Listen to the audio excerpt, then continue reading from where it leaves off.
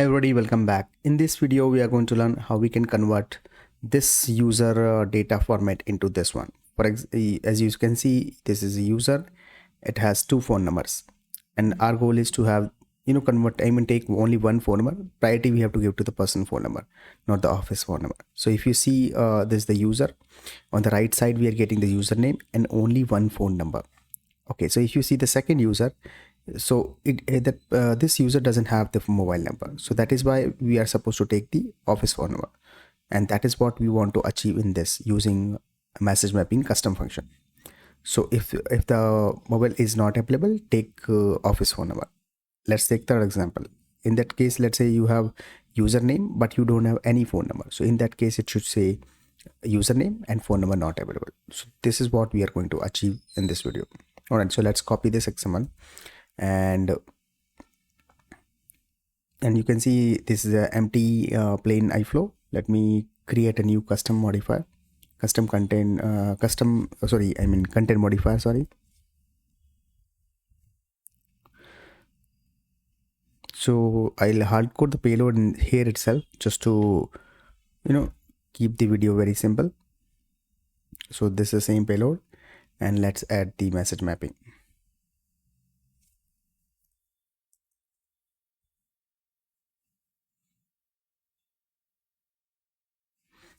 Let's give this message mapping name. You can say user mapping.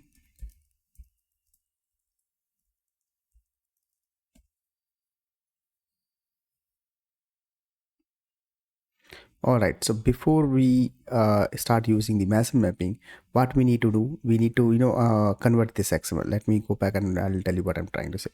We have to convert this XML into XSD, and that will become the source. And using this right side XML, we will this also we will convert into XSD and get that target XSD.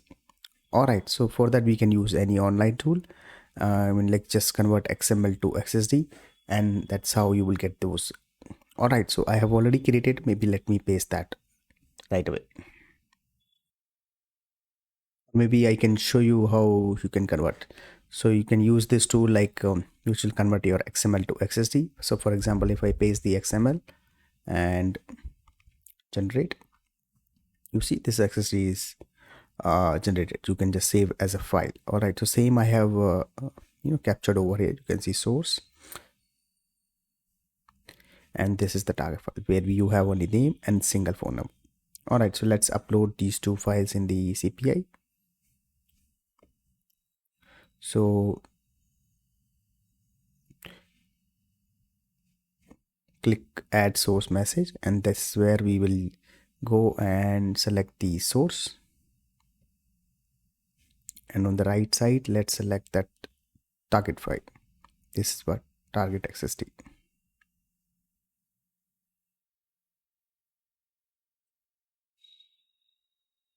All right, and since the user is array, because if you go back to the XML, you see there are multiple users on the right side also, so that is why we have, it's like a loop or a sequence, you can say, right? So for that we need to connect this user to user node, so that it will create that node, and then name is a straightforward. There is no manipulation is required, only catch is the here. Okay, so phone number, if you directly map it, it will just pick the first phone number, but that is what we don't want it. We want it like let me expand that. So if the type is mobile type, then take the user's phone number. Otherwise, if that is not available, then take the office phone number. If both are not available, then you set it to not available, something like that. All right, so what we can do directly, it's very complex to handle this kind of. So what we can do, we can use custom function for that. So let's create that. So I think this is the one, custom function, and give a name. You can say I am just simply custom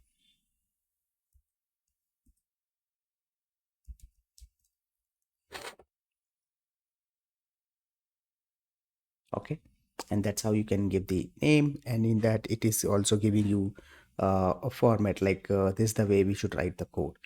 So like it is giving you 3 examples. We can, so for our case we will be using this.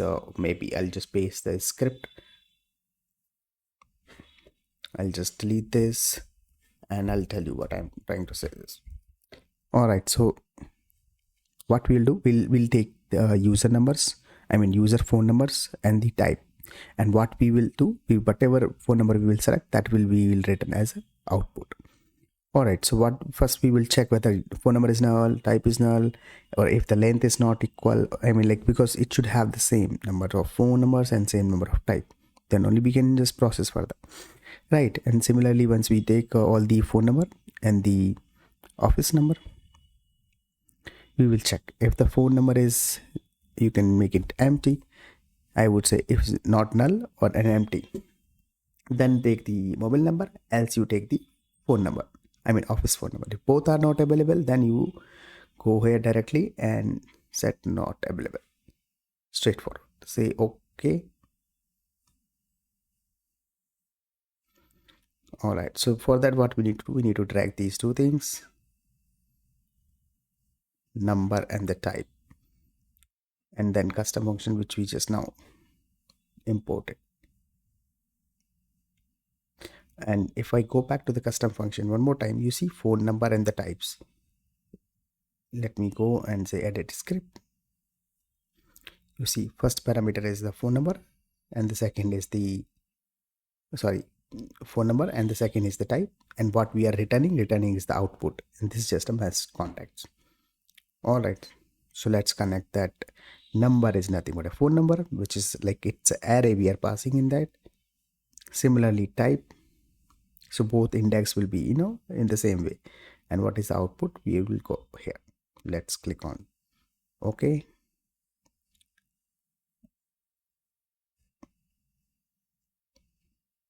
And what we can do, we can use this simulate button to test our code. So let's upload this sample file. You can see it has 3 users. First user is having 2 phone numbers, the first one and the second one, that means 7. It should take this number. In this case of second one, let's check. So first mobile phone number is not available, office phone number is available, so it should take this phone number. In third case, we don't have anything, so it should say not available. Let's test it.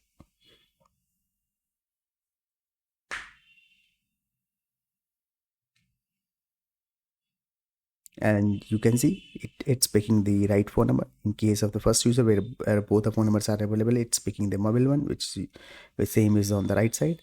In case of second user, let me collapse this one. You see first mobile is, that's why it's taking the office phone number. I think something is wrong here. I think the catch is, you see the index is going wrong because it's our mistake. Let me close this one, and you see when I click on this phone number and these things, you see the index, the context, I mean to say, it is set to phone number. That is what I mean, that's why it's going wrong.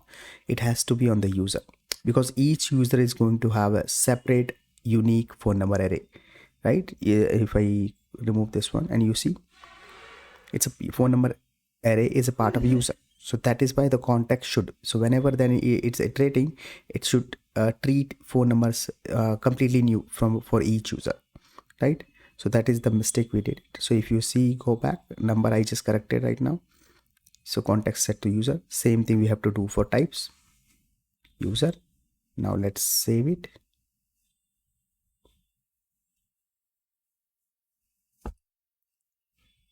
Simulate.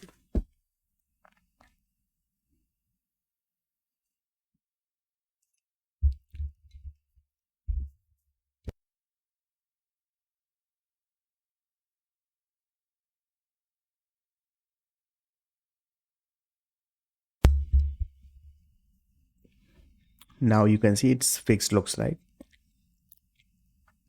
So you see 147, which is correct because it's a mobile number, and earlier it was taking this number for the second user. So now it's not picking that one. Let's collapse this user, go to second user.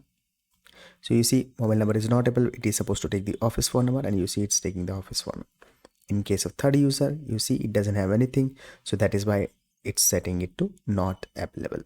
All right, so now our code is working as expected. Let me walk you through the script one more time. So we are passing array of number and phone number and the type. Both will have the same index at a time, right? When you iterate through the loop. So if you go back to the script, we are checking whether everything is fine. Phone number and the type is not null and length is matching. All right, so then we take all the numbers one at a time. We take phone number, mobile phone number and the office phone number. And then we check first phone number of mobile is not empty or null. If it's not null and empty, then take the value. Otherwise, take the office phone number. If both are not available, then take not available. And the syntax is pretty clean. All right. And that's how we can achieve this output as expected. All right. So that's pretty much about this video. Thank you very much.